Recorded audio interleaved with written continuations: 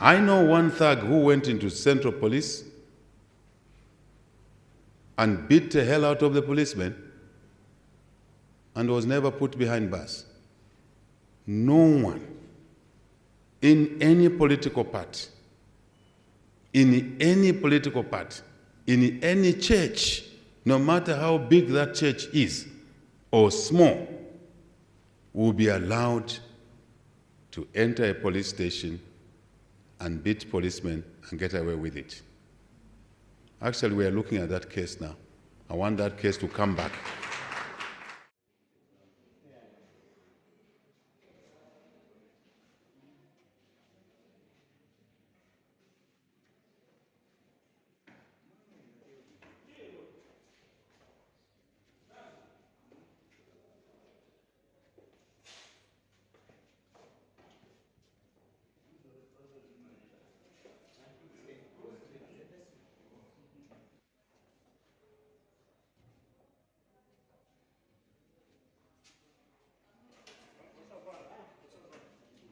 I think the J.J. Banda realized and understood that the wagons were being circled around him, that the noose was being tightened around him, and he knew and he had a premonition that, oh, things are bad.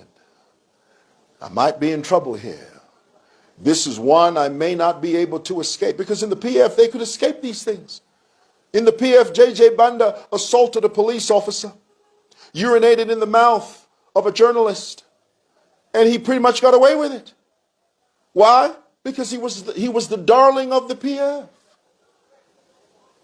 committing crimes with impunity, not knowing what consequence was, living in a society that was unbridled, unchecked, untethered, a society that literally wallowed in lawlessness. That's where we were as a people. That is where we were as a people. And people like J.J. Banda took advantage of that environment. An environment that was fostered, an environment that was cultivated by Edgar Lungu and his band of brothers. You must know this. And so I think on that fateful day, J.J. Banda was driving down the road, and he was thinking, my life is about to be over. Everything I've ever worked for is going to come crashing down. I'm going to be the laughing stock of my constituents. My family is going to be in ridicule. My legacy is going to be forever tarnished. I can't handle the disgrace. I cannot bear the shame. I only have one thing left to do, and that is to unalive myself. And I think that's when he penned that note saying, Zambians, I'm sorry. Forgive me. I'm out.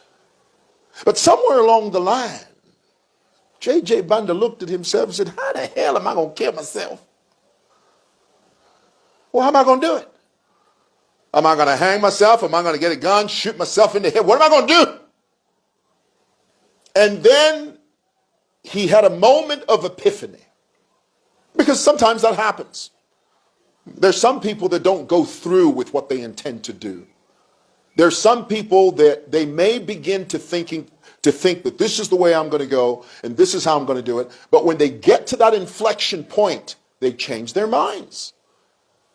They look at what they have. They look at life itself and think, you know what? What's the worst that could happen? Maybe I shouldn't off myself. Maybe I should wait a few days. Thank God we found him alive, because as insignificant as J.J. Banda is in the political scheme of things, at that point when he was missing for 48 hours, he became significant because the PF, led by Balungu, began to peddle a propaganda, a lie that suited their intention. Are you hearing that? Let me say it again.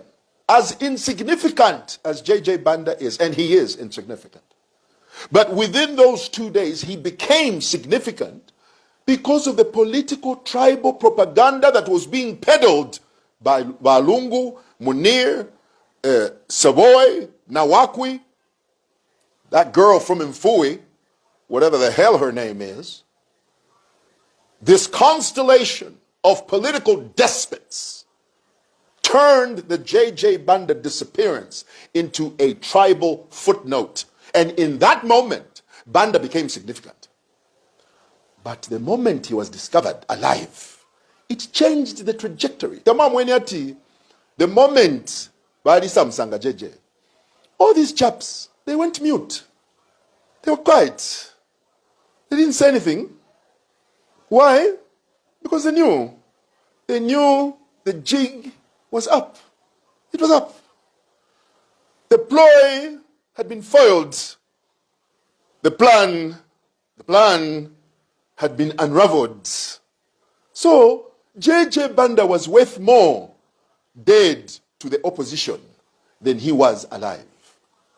A dead J.J. Banda was more valuable to Walungu, the PF, and Uka, because they would have used that to try and convince the Zambian people to rise against this administration, Kuti Banda bali mwipaya. But with a Banda that is alive, a Banda that is breathing, a Banda that is kicking, he's useless. He's useless in the hands of Walungu, useless in the hands of Uka, indeed useless in the hands of Nakachinda and people like him. Useless. So now, Vane, because I know some of you say, no, but why are you talking about this? We have to talk about it. Because now we are in phase 2 of Banda's issue. Phase 2. We have to talk about it. Because during that 2 days, it became the focal point of this nation. Do you see how easy it is to destabilize the peace in this country? Any small infraction, any small issue, these chaps, they try to milk it. That's why sometimes politicians, you don't always mean good for this nation. You don't.